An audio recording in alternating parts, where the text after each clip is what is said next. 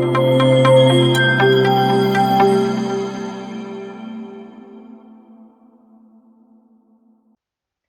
everyone, I am Smriti Sinha here and welcome back to our channel Science Zone. Today you follow, tomorrow we lead. And if you are new to this channel, please hit the subscribe button given below. And if you have missed our previous videos, you can click on the I button given above.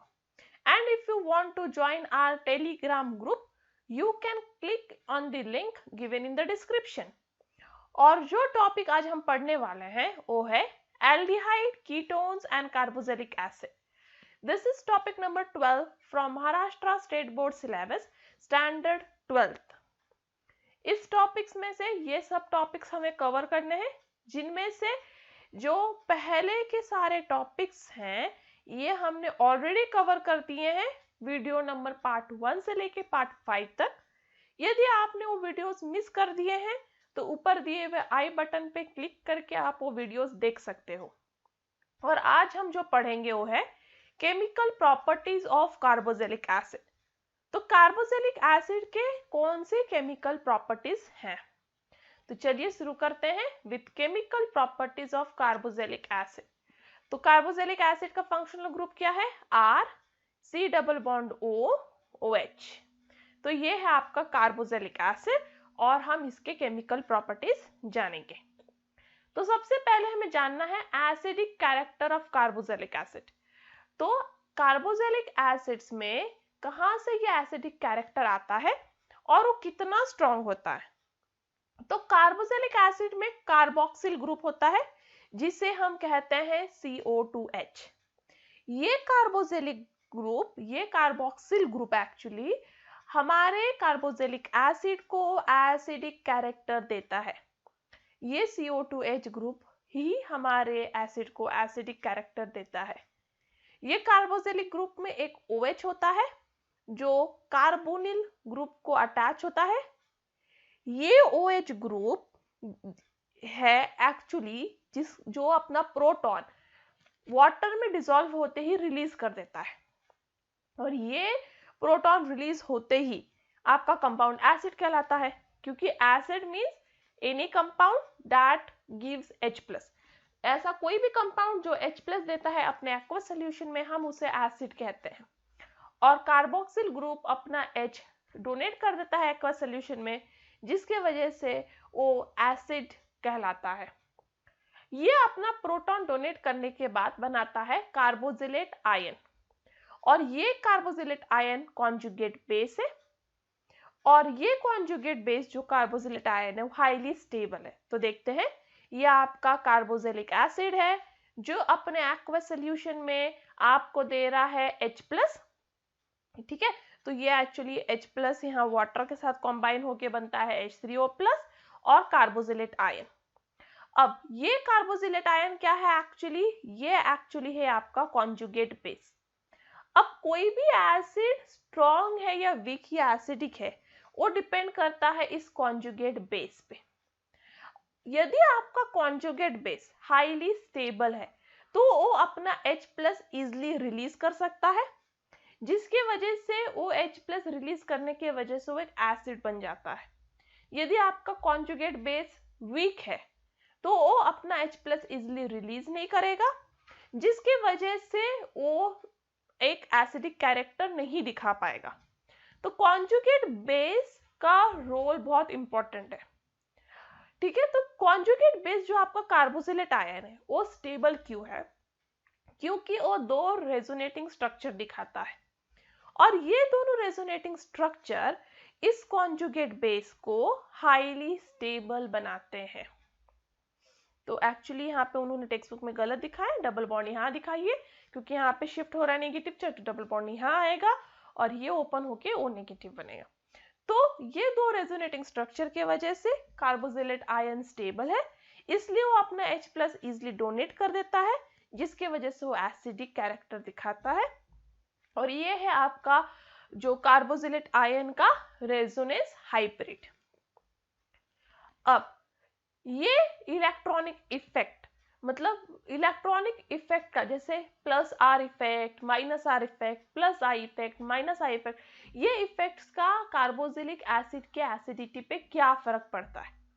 तो carboxylic acid, सारे carboxylic acid में कौन सा group common है, CO2H, और यही H acidic character देता है। तो आप सोचोगे कि सारे एसिड का एसिडिक स्ट्रेंथ सेम होना चाहिए, बट ये गलत है।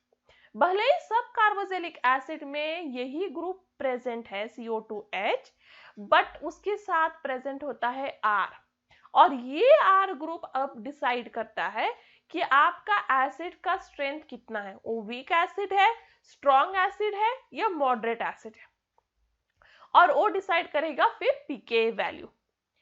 अब आपको एक चीज यहाँ बहुत जरूरी है याद रखना, यदि पीके वैल्यू कम है तो वो स्ट्रॉन्ग एसिड है, तो एसिडिटी ज्यादा है।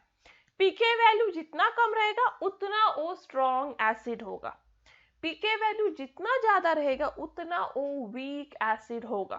तो पीके वैल्यू और एसिड स्ट्रेंथ इनवर्सली प्रोपोर्शनल है, पीके वैल्यू कम होना चाहिए उतना ही स्ट्रॉन्ग आपका एसिड होता जाएगा। अब ये आर ग्रुप एक्चुअली डिसाइड करेगा कि आपका पीके वैल्यू कितना है और आपका एसिड का स्ट्रेंथ कितना है। ये कॉमनली देखा गया है, यदि आप ये चार्ट देखेंगे कि जैसे जैसे इलेक्ट्रोनेगेटिविटी आपके ग्रुप का अटैच आर ग्रुप में बढ़ता जाएगा, वैसे वैसे उसकी एसिडिटी भी बढ़ती जाएगी। तो आप देख सकते हैं यहाँ पे ये नॉर्मल एसिटिक एसिड है जहां आर ग्रुप आपका सिर्फ CH3 है।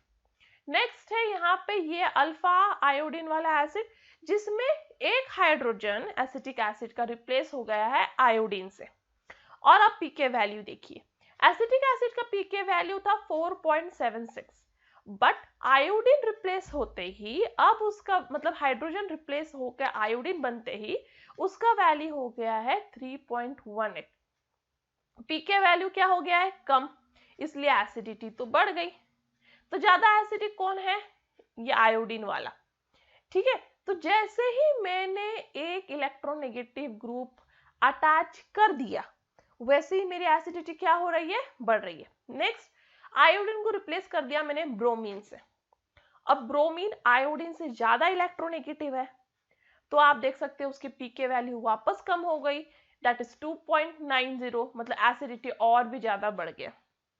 यदि आप ब्रोमीन को अब रिप्लेस कर दो क्लोरीन से जो और भी ज्यादा इलेक्ट्रोनेगेटिव है, तो पीके वैल्यू वापस और कम हो गया 2.86 और एसिडिटी और ज्यादा बढ़ गया। और फिर यदि क्लोरीन को रिप्लेस कर दो फ्लोरीन से जो सबसे ज्यादा इलेक्ट्रोनेगेटिव है पीरियोडिक टेबल में, तो उसकी में एसिडिटी और भी ज्यादा बढ़ जाता है क्योंकि पीके वैल्यू और भी ज्यादा कम हो जाता है। तो ये टेबल से मुझे इन्फ्रेंस क्या मिल रहा है, ये टेबल से मुझे ये इन्फ्रेंस मिल रहा है कि जैसे जैसे मैं ज्यादा इलेक्ट्रोनेगेटिव एटम जोड़ते जाऊंगी मेरे आर ग्रुप में, उतना ज्यादा मेरा इलेक्ट्रॉन विड्रॉइंग इंडक्टिव इफेक्ट, जिसे हम माइनस आई इफेक्ट के नाम से जानते हैं, उतना ज्यादा बढ़ता जाएगा। अब ये कैसे बढ़ता जाएगा, क्योंकि ये जो आपका एक्स है वो क्या कुछ भी हो सकता है, वो हो सकता है फ्लोरीन हो सकता है, क्लोरीन हो सकता है, ब्रोमीन हो सकता है, आयोडीन हो सकता है, ये सब क्या दिखा रहे हैं, माइनस आई इफेक्ट, मतलब वो इलेक्ट्रॉन को अपनी तरफ विड्रॉ कर रहे हैं। यदि ये एक्स अटैच है आपके CH2 को, तो आपका कार्बोक्सिलेट आयन जल्दी बनेगा, क्योंकि कार्बोक्सिलेट आयन क्या है, कॉन्जुगेट बेस, जहां नेगेटिव चार्ज ऑक्सीजन पे होता है, और इलेक्ट्रॉन विड्रॉइंग इफेक्ट की वजह से ये नेगेटिव चार्ज ज्यादा स्टेबलाइज हो जाता है, क्योंकि नेगेटिव चार्ज होना मतलब ज्यादा इलेक्ट्रॉन होना, माइनस आई इफेक्ट उस ज्यादा इलेक्ट्रॉन को अपनी तरफ खींच लेता है, और ज्यादा इलेक्ट्रॉन को अपनी तरफ खींचने की वजह से उसमें जो है ज्यादा स्टेबिलिटी आती है। इसलिए क्या होता है, जो यदि हैलोजन प्रेजेंट है, इलेक्ट्रोनेगेटिव ग्रुप प्रेजेंट है, तो जो नेगेटिव चार्ज है आपका कार्बोक्सिलेट आयन का, दैट मींस कॉन्जुगेट बेस का, वो एक्चुअली ज्यादा स्टेबलाइज हो जाता है माइनस आई इफेक्ट की वजह से, जिसकी वजह से ये नेगेटिव चार्ज पूरे मॉलिक्यूल पे फैल जाता है, और इसलिए वो ज्यादा एसिडिक कैरेक्टर दिखाने लगता है, क्योंकि वो इजिली हाइड्रोजन डोनेट कर पाता है। कोई भी अपना हाइड्रोजन जल्दी क्यों डोनेट करेगा, जब वो खुद स्टेबल बन पाए। और कार्बोक्सिलेट आयन अब ज्यादा स्टेबल है हैलोजन की वजह से, इसलिए जल्दी हाइड्रोजन डोनेट कर रहा है, इसलिए ज्यादा एसिडिक है। इसलिए जितना ज्यादा इलेक्ट्रोनेगेटिविटी होगा आपका हैलोजन का, जैसे फ्लोरीन का इलेक्ट्रोनेगेटिविटी सबसे ज्यादा है, तो उस केस में आपके कॉन्जुगेट बेस का स्टेबलाइजेशन सबसे ज्यादा रहेगा और आपका एसिड सबसे ज्यादा स्ट्रांग होगा। और सबसे स्ट्रांग एसिड होना मतलब पीके वैल्यू सबसे कम होना, क्योंकि जितना कम पीके वैल्यू उतना स्ट्रांग आपका एसिड। तो इस तरह से इलेक्ट्रोनेगेटिव ग्रुप जो आर ग्रुप को अटैच होता है वो डिसाइड करता है कि आपका एसिड कितना स्ट्रांग है और कितना वीक। जितना ज्यादा आपका इलेक्ट्रोनेगेटिव ग्रुप इलेक्ट्रोनेगेटिव इफेक्ट दिखाएगा, माइनस आई इफेक्ट दिखाएगा, उतना वो आपके एसिड को स्ट्रांग बनाएगा, क्योंकि वो कॉन्जुगेट बेस को स्टेबलाइज करेगा, और उतना कम आपका पीके वैल्यू होगा। अब यहाँ पे एक बेस्ट प्रॉब्लम है। अब देखो, अल्कोहल जिसमें ROH ग्रुप होता है, फिनॉल जिसमें AROH ग्रुप होता है, और कार्बोक्सिलिक एसिड जिसमें RCO2H ग्रुप है। तो आप देखिएगा सब में OH ग्रुप है, अल्कोहल हो, फिनॉल हो या एसिड, सब में OH ग्रुप है। सब ये तीनों भी आयोनाइजेशन ऑफ OH बॉन्ड जाते हैं, मतलब ये तीनों भी अपने OH में से प्रोटॉन H+ को लूज करते हैं। बट स्टिल तीनों में OH है, तीनों प्रोटॉन लॉस कर रहे हैं, बट तीनों की पीके वैल्यूज डिफरेंट है। अल्कोहल का पीके वैल्यू है 16, फिनॉल का है 10 और एसिड का है 4.5। तो सबसे कम पीके वैल्यू है आपका एसिड का, जिससे आप पहचान सकते हो सबसे स्ट्रॉन्ग एसिड ऑफ कोर्स आपका कार्बोक्सिलिक एसिड है, और सबसे ज्यादा पीके वैल्यू आपका अल्कोहल का है, इसलिए सबसे वीक एसिड आपका अल्कोहल है। अब आपको एक्सप्लेन करना है ऐसे क्यों। तो पीके वैल्यू क्या बताता है? Acid strength. सबसे कम पीके वैल्यू किसका है? आपके कार्बोक्सिलिक एसिड का, इसलिए सबसे स्ट्रॉन्ग आपका कार्बोक्सिलिक एसिड है। और सबसे वीक मतलब सबसे ज्यादा पीके वैल्यू किसका है? अल्कोहल का, इसलिए वो सबसे वीक है। वीक अल्कोहल का मतलब वो उसका पीके वैल्यू ज्यादा है, वो वीक एसिड है, इसका मतलब उसका कॉन्जुगेट बेस जो RO- है वो ज्यादा स्टेबलाइज नहीं है, क्योंकि अभी अभी हमने पढ़ा कॉन्जुगेट बेस की स्टेबिलिटी डिसाइड करेगा क्योंकि आपका एसिड स्ट्रांग है कि वीक। जितना ज्यादा स्टेबल होगा कॉन्जुगेट बेस उतना स्ट्रांग होगा आपका एसिड। अब अल्कोहल वीक एसिड है, मतलब उसका कॉन्जुगेट बेस RO- जो है वो स्टेबल कॉन्जुगेट बेस नहीं है। और कार्बोक्सिलिक एसिड में RCOO- स्टेबल कॉन्जुगेट बेस है, और इसलिए कार्बोक्सिलिक एसिड स्ट्रॉन्ग एसिड है। तो ये आप एक्सप्लेन कर सकते हो चार्ट के बेसिस पे। जहां पहले हमने अल्कोहल लिया है उसका कॉन्जुगेट बेस है RO-। RO- में ये R group plus I effect दिखा रहा है, पहले से ही ऑक्सीजन के पास ज्यादा इलेक्ट्रॉन है इसलिए नेगेटिव चार्ज है, और R group plus I effect दिखा रहा है, मतलब वो फर्दर इलेक्ट्रॉन डोनेट कर रहा है ऑक्सीजन को। आप एक इमेजिन कीजिए, एक घड़ा है आपके पास जिसमें ऑलरेडी पानी भरा हुआ है, और पानी आप उसमें पोर करते जा रहे हो, भरते जा रहे हो, तो घड़ा क्या करेगा? पानी को बाहर फेंक देगा, मतलब वो अनस्टेबल हो जाएगा। सेम थिंग यहाँ हो रहा है, ऑक्सीजन के पास ऑलरेडी एक्स्ट्रा इलेक्ट्रॉन है और आर ग्रुप उसे और डोनेट कर रहा है कि लो लो लो, उससे क्या हो रहा है? ये कॉन्जुगेट बेस डिस्टेबलाइज हो रहा है, और इसलिए अल्कोहल बहुत ही वीक एसिड है। बट फिनॉल की बात करते हैं, जहां अल्कोहल का R group AR that is aromatic ring से सब्स्टिट्यूट हो रहा है। अब उसका कॉन्जुगेट बेस है ARO-, जहां आपका AR -R इफेक्ट दिखा रहा है। -R इफेक्ट दिखा रहा है मतलब इस इलेक्ट्रॉन को अपनी तरफ पुल कर रहा है, बट उतना स्ट्रांगली पुल नहीं कर पाता है, इसलिए ये स्टेबलाइज तो करता है आपके कॉन्जुगेट बेस को, बट वो मॉडरेट स्टेबलाइज करता है। इसलिए फिनॉल अल्कोहल से स्ट्रॉन्ग एसिड है बट कार्बोक्सिलिक एसिड से वीक। बट अब हम कार्बोक्सिलिक एसिड की बात करते हैं, उसका कॉन्जुगेट बेस है RCOO-, जहां ये R ग्रुप वापस actually not RCO group -R effect दिखाता है, और ये दो रेजोनेटिंग स्ट्रक्चर बनाता है जो एक जैसे होते हैं, और उसकी वजह से ये ज्यादा स्टेबल कॉन्जुगेट बेस है, जिससे कार्बोक्सिलिक एसिड ज्यादा स्ट्रॉन्ग एसिड बनता है। तो इससे ये इन्फ्रेंस मिलता है कि कार्बोक्सिलिक एसिड का कॉन्जुगेट बेस ज्यादा स्टेबल है, इसलिए कार्बोक्सिलिक एसिड स्ट्रॉन्गेस्ट एसिड है और उसका पीके वैल्यू सबसे कम है। अल्कोहल का कॉन्जुगेट बेस सबसे ज्यादा अनस्टेबल है, इसलिए अल्कोहल सबसे वीक एसिड है और उसका पीके वैल्यू सबसे ज्यादा है। और फिनॉल की बात करें तो फिनॉल का कॉन्जुगेट बेस मॉडरेटली स्टेबल है, इसलिए फिनॉल मॉडरेट एसिड है और उसका पीके वैल्यू अल्कोहल और एसिड के बीच में। अब हम बात करेंगे acidity of aromatic carboxylic acid. अब एरोमेटिक कार्बोक्सिलिक एसिड में सबसे बेसिक एरोमेटिक एसिड होता है बेंजोइक एसिड। बेंजोइक एसिड का पीके वैल्यू है 4.2। यदि आप बेंजोइक एसिड को कंपेयर करें एसिटिक एसिड से, तो बेंजोइक एसिड का स्ट्रक्चर कैसा है? आपका Ar ग्रुप CO2H, इसका पीके वैल्यू कितना हुआ? 4.2। अब एसिटिक एसिड CH3CO2H, इसका पीके वैल्यू कितना है? 4.76।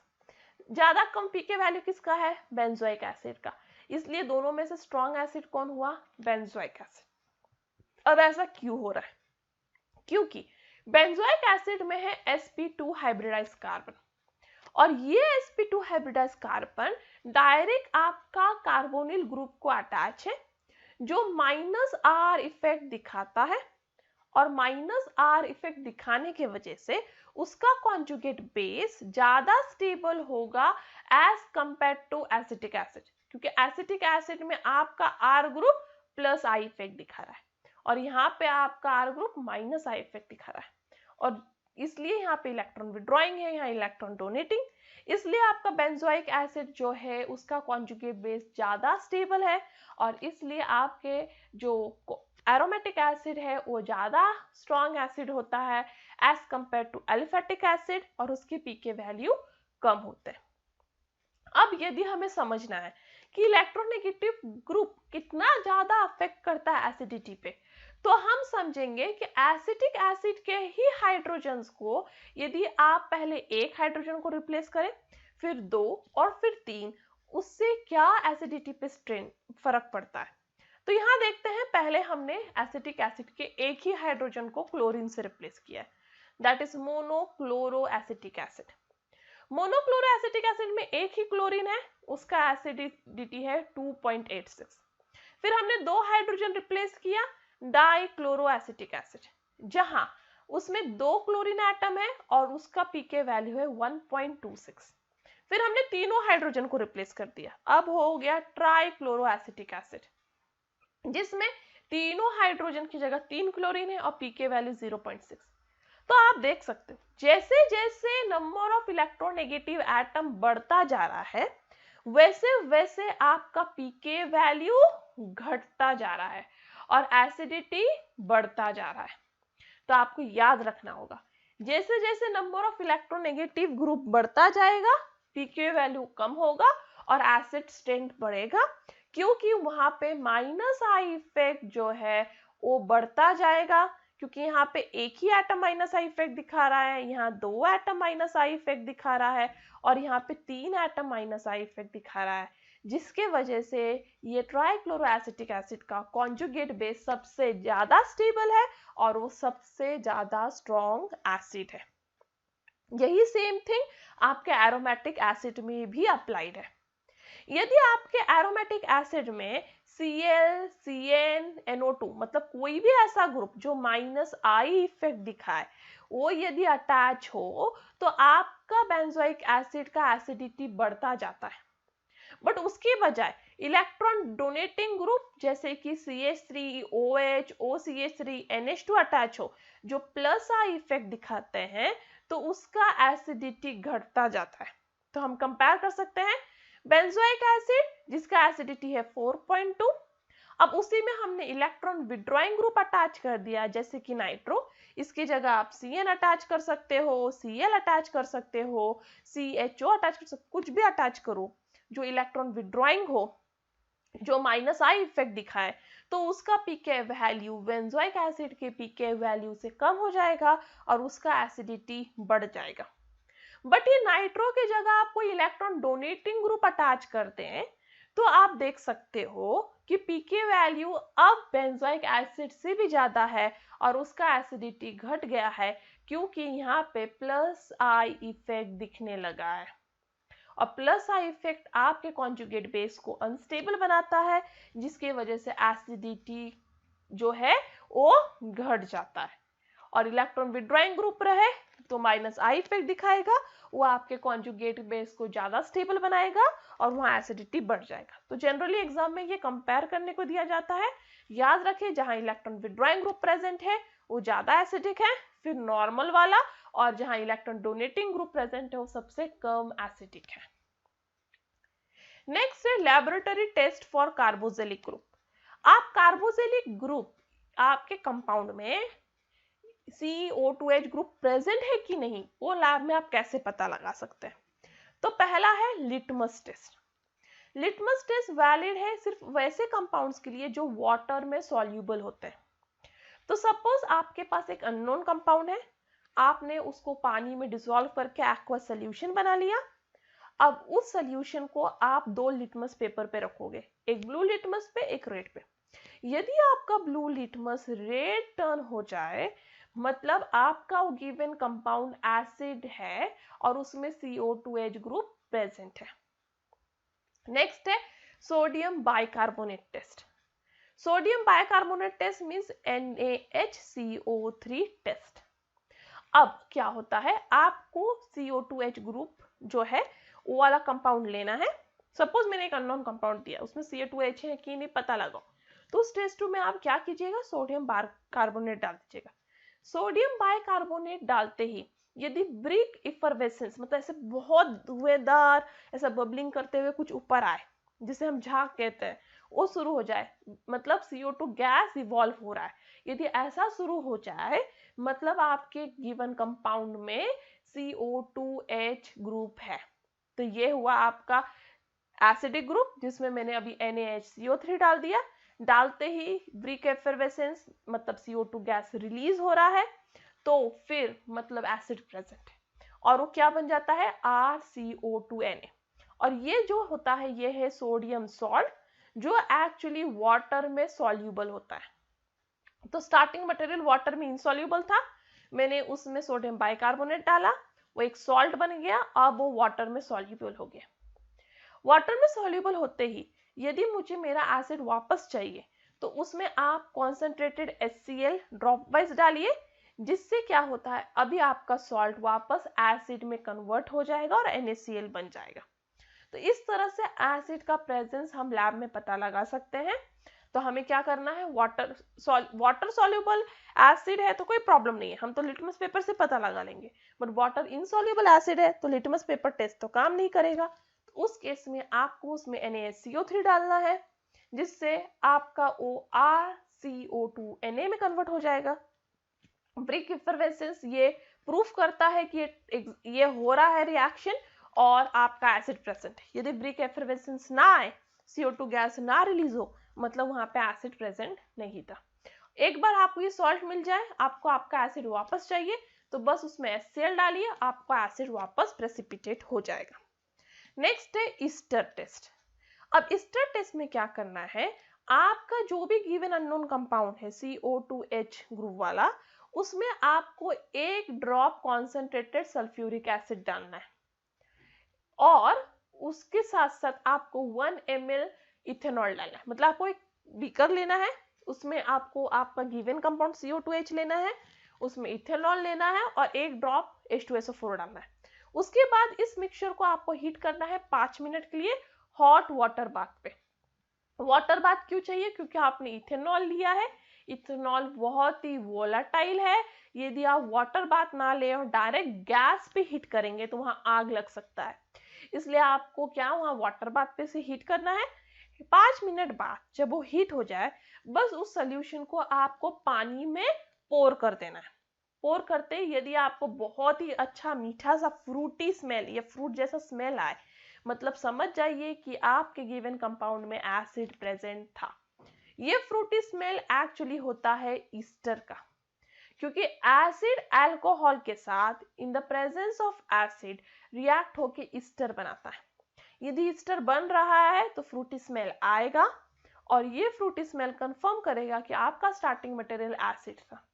यदि फ्रूटी स्मेल नहीं आया, मतलब ईस्टर बना ही नहीं है, मतलब आपका स्टार्टिंग मटेरियल एसिड नहीं था। नेक्स्ट है फॉर्मेशन ऑफ असाइल क्लोराइड। अब असाइल क्लोराइड कैसे फॉर्म कर सकते हो आप एसिड से? तो आप यदि आपके एसिड को PCl3, PCl5 या SOCl2 के साथ रिएक्ट करें, तो आपका एसिड कन्वर्ट हो जाता है असाइल क्लोराइड में। तो यहाँ देख सकते हो, ये है आपका एसिड जिसे मैंने SOCl2 के साथ रिएक्ट किया है, हीट किया है, मुझे मेरा acyl chloride plus SO2 gas plus HCl gas मिला। वापस नेक्स्ट इसमें मैंने एसिड को अब हीट किया है PCl3 के साथ, जहां मुझे असाइल क्लोराइड प्लस POH3 मिला। वापस मैंने एसिड को अब ट्रीट किया है PCl5 के साथ, वापस मुझे acyl chloride plus POCl3 HCl मिला। अब देखिए इसमें हुआ क्या है, इसमें आपका OH ग्रुप बेसिकली रिप्लेस हो गया है Cl से। तो इस तरह से आपका एसिड कन्वर्ट हो गया है असाइल क्लोराइड में। तो आपको करना क्या है, बस OH को रिप्लेस करना है Cl से। आप ये तीनों में से कोई भी रिएजेंट यूज करके आपके OH को Cl में कन्वर्ट कर सकते हैं, बट जनरली साइंटिस्ट ये वाले ही मेथड को ज्यादा यूज करते हैं, मतलब एसिड को थायोनिल क्लोराइड के साथ ट्रीट करना ही ज्यादा पसंद करते हैं। इसका ये रीजन है कि जब भी आप एसिड को थायोनिल क्लोराइड के ट्रीट करते हो, आपको असाइल क्लोराइड मिलता है और उसके साथ जो भी बाय प्रोडक्ट मिलता है वो गैस होता है। तो गैस इजिली आपके प्रोडक्ट को छोड़ के निकल जाता है और आपके पास टेस्ट ट्यूब में प्योर प्रोडक्ट प्रेजेंट होता है। बट बाकी दोनों केसेस में आपको सॉलिड बाई प्रोडक्ट मिलते हैं, जिनको मेन प्रोडक्ट से अलग करना थोड़ा डिफिकल्ट है, जिससे प्रोडक्ट का यील्ड भी कम हो जाता है। इसलिए ज्यादातर जो है मैन्युफैक्चरिंग में या फिर लैब में थायोनिल क्लोराइड के साथ ही एसिड को असाइल क्लोराइड में कन्वर्ट करना ज्यादा उचित माना जाता है। नेक्स्ट है रिएक्शन विथ अमोनिया। अब जब भी आपका एसिड रिएक्ट होगा अमोनिया के साथ, वो हमेशा देगा अमाइड। तो रिएक्शन विथ अमोनिया हमेशा देता है फॉर्मेशन ऑफ अमाइड। तो एसिड अमोनिया के साथ रिएक्ट होके पहले देता है अमोनियम कार्बोजिलेट जो है RCOONH4, और ये अमोनियम कार्बोजिलेट को यदि आप हीट करो तो वो दे देगा एसिड अमाइड। अब एसिड अमाइड या फिर अमाइड बनाने का एक और तरीका है, आप असाइल क्लोराइड को NH3 के साथ ट्रीट करो, दैट इज अमोनिया के साथ, तो भी आपको मिलता है अमाइड। तो अमाइड आपको बनाना है तो आप डायरेक्टली एसिड को अमोनिया के साथ ट्रीट करके अमाइड में कन्वर्ट कर सकते हो, या फिर आप दूसरा मेथड यूज कर सकते हो जिसमें आप एसिड को पहले असाइल क्लोराइड बना सकते हो और फिर असाइल क्लोराइड को अमाइड में कन्वर्ट कर सकते हो। तो डायरेक्ट दोनों मेथड भी यूज कर सकते हो। तो एसिड को असाइल क्लोराइड में ट्रीट बना दो और असाइल क्लोराइड को अमाइड में बनाने के लिए अमोनिया से ट्रीट कर दो, या फिर आपके एसिड को डायरेक्ट आप अमोनिया के साथ ट्रीट करके भी अमाइड बना सकते हो। तो कोई भी मेथड आप फॉलो कर सकते हो। नेक्स्ट है formation of acid anhydride. Acid anhydride मतलब क्या, R C double bond O वापस सेम थिंग रिपीट होगा, C double bond O R, ये हुआ एसिड एनहाइड्राइड। अब ये कैसे बनाना है, तो आप यदि आपके एसिड को ट्रीट करो P2O5 जो बहुत ही स्ट्रॉन्ग डिहाइड्रेटिंग एजेंट है। डिहाइड्रेटिंग एजेंट मतलब जो वाटर को निकाल देता है। तो आप एसिड को P2O5 के साथ ट्रीट करोगे तो यहाँ पे वाटर मॉलिक्यूल जो है वो निकल जाएगा और बन जाएगा आपका एसिड एनहाइड्राइड, क्योंकि P2O5 बहुत ही स्ट्रॉन्ग डिहाइड्रेटिंग एजेंट है। बट ये रिएक्शन आपको याद रखना है, ये है रिवर्सिबल रिएक्शन। मतलब एक बार आपको जो प्रोडक्ट मिल जाए, यदि आपने उसमें गलती से भी एक ड्रॉप वाटर डाल दिया तो वापस आपको एसिड मिल जाएगा। ठीक है, तो एसिड ट्रीटमेंट विद P2O5 देता है एसिड एनहाइड्राइड, और एसिड एनहाइड्राइड में यदि आप वाटर डाल दो तो वापस आपको एसिड मिल जाता है। नेक्स्ट मेथड है एसिटिक एनहाइड्राइड बनाने का, वो है सोडियम कार्बोजिलेट से। तो आपको चाहिए आपका जो कार्बोजेलिक एसिड है उसका सॉल्ट, जिसे हम सोडियम कार्बोजिलेट मानते हैं, इसके साथ आपको डालना है असाइल क्लोराइड। ये दोनों आपस में रिएक्ट होके देंगे एसिड एनहाइड्राइड, जो रिवर्सिबल नहीं है, इसलिए आपको फिक्स ये वाला प्रोडक्ट मिलता है। अब ये असाइल क्लोराइड और सोडियम कार्बोजिलेट बनाना कैसे है, तो एसिड को यदि आप थाइनोल क्लोराइड के साथ ट्रीट करें तो आपको मिल जाता है असाइल क्लोराइड, और यदि आप एसिड को NaOH के साथ ट्रीट करें, दैट इज सोडियम हाइड्रोक्साइड के साथ ट्रीट करें, तो आपको मिलता है ये वाला सॉल्ट, और ये दोनों को साथ में ट्रीट करें तो मिलता है एसिड एनहाइड्राइड। तो बेसिकली स्टार्टिंग मटेरियल आपका एसिड ही होता है। तो 2 मॉलिक्यूल एसिड लीजिए, एक को SOCl2 के साथ ट्रीट कीजिए तो आपको मिलेगा असाइल क्लोराइड, दूसरे को NaOH के साथ तो ये सोडियम सॉल्ट, और ये दोनों को साथ में ट्रीट कीजिए तो एसिटिक एनहाइड्राइड। नेक्स्ट है डीकार्बोजिलेशन ऑफ कार्बोजेलिक एसिड। डीकार्बोजिलेशन मतलब CO2 गैस का रिमूवल, वो कैसे किया जाए।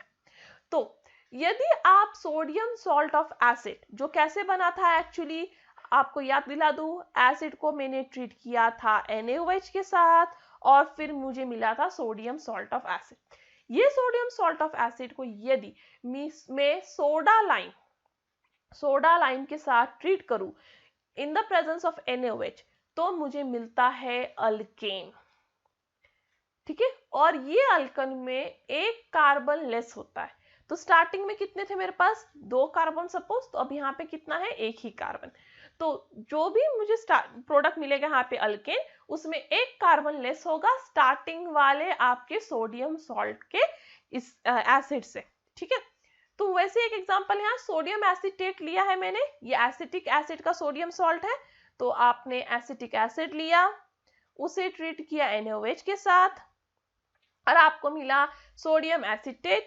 इसे आप ट्रीट करोगे NaOH के साथ in the presence soda line, तो आपको यहाँ पे ये ग्रुप निकल जाएगा और बन जाएगा मीथेन।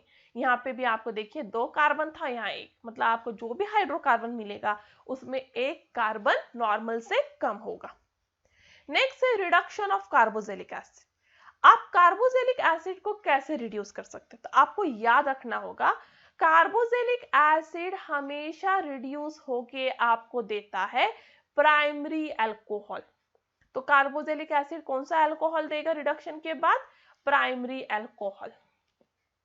तो आपका कार्बोजेलिक एसिड को आप कोई भी reducing agent that is LiLH4 या फिर डाइबोरिन के साथ ट्रीट कीजिए in the presence of dry ether और आपको मिलता है प्राइमरी अल्कोहल।